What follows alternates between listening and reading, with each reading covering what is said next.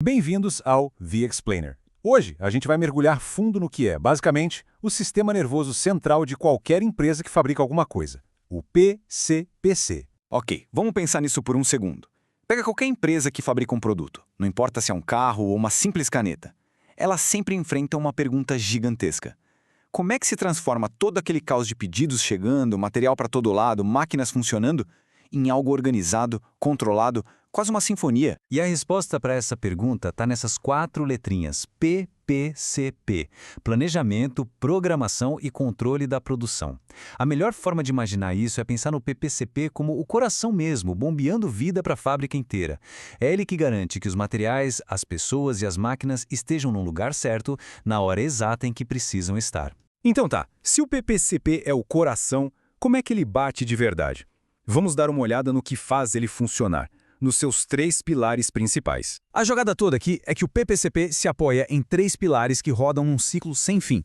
Primeiro, vem o planejamento, que é onde se responde à pergunta estratégica. O que a gente vai produzir e em que quantidade? Depois, vem a programação, que pega esse plano e detalha tudo, quando e em que máquina cada peça vai ser feita.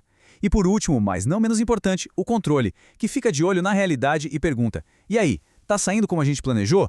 O que o controle descobre alimenta um novo planejamento, e o ciclo recomeça, sempre se ajustando. E por que as empresas se dão a todo esse trabalho? Porque os objetivos são vitais para a sobrevivência. A gente está falando de otimizar estoques para não deixar dinheiro parado, maximizar eficiência para fazer mais com menos e, claro, cumprir os prazos de entrega para deixar o cliente feliz. Só que é aqui que o bicho pega. Esses objetivos vivem em conflito.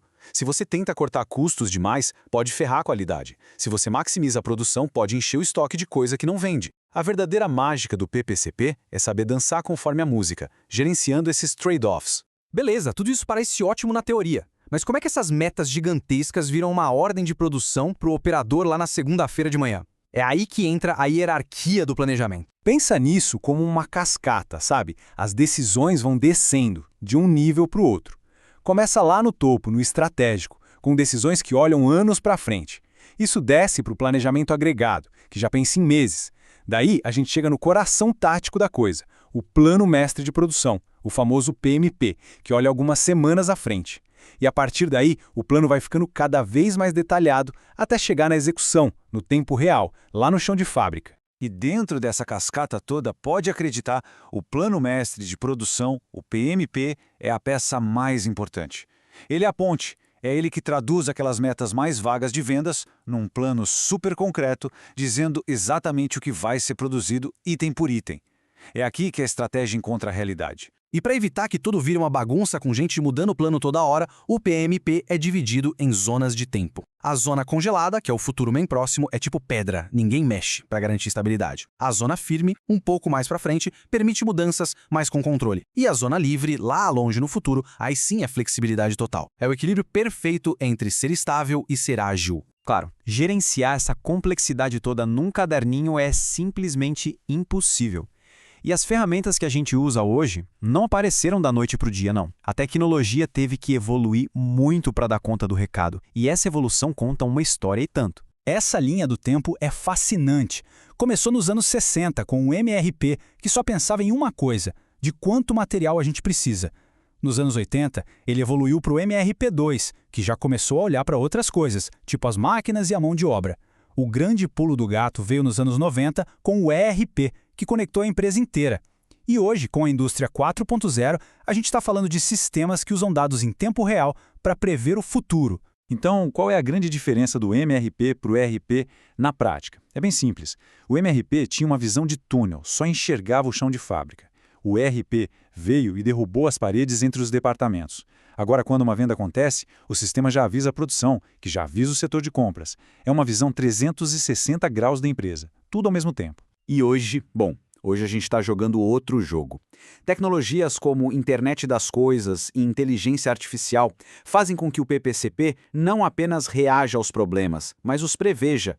Ele se torna preditivo, antecipando falhas, prescritivo, sugerindo a melhor solução e, em alguns casos, até autônomo, fazendo ajustes sozinho, sem ninguém precisar apertar um botão. Ter um bom plano é meio caminho andado, mas como dizem, o jogo é jogado, não é falado. Execução é tudo. Então, como é que as empresas transformam o plano em realidade? E o mais importante, como elas sabem se estão ganhando o jogo? Bom, existem estratégias diferentes para isso. No extremo, tem o Make to Stock, ou MTS. Pensa num refrigerante na prateleira. A empresa produz para deixar em estoque, a entrega é na hora, mas você não pode personalizar nada. No outro extremo, tem o Engineer to Order, ou ETO. Pensa num navio customizado. A personalização é total, mas a entrega demora meses. E no meio do caminho, tem outras opções que tentam pegar o melhor de cada um desses mundos. Certo, mas como a gente sabe se está indo bem? A resposta é medindo.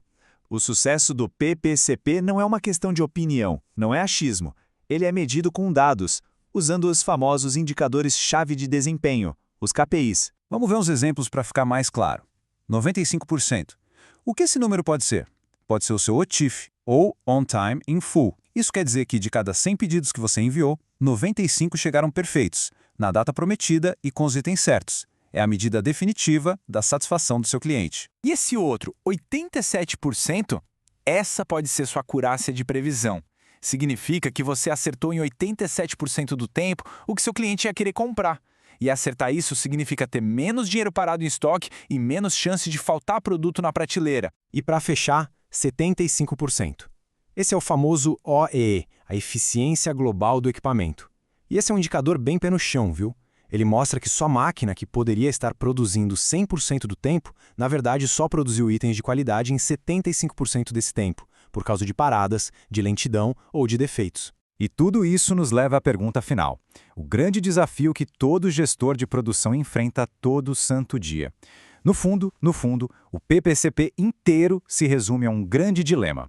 Como encontrar o equilíbrio perfeito entre ser super eficiente, produzindo em massa com custo baixo, e ser super ágil, pronto para atender qualquer mudança ou pedido personalizado do cliente. A resposta para essa pergunta é o que separa as boas empresas das empresas realmente fantásticas.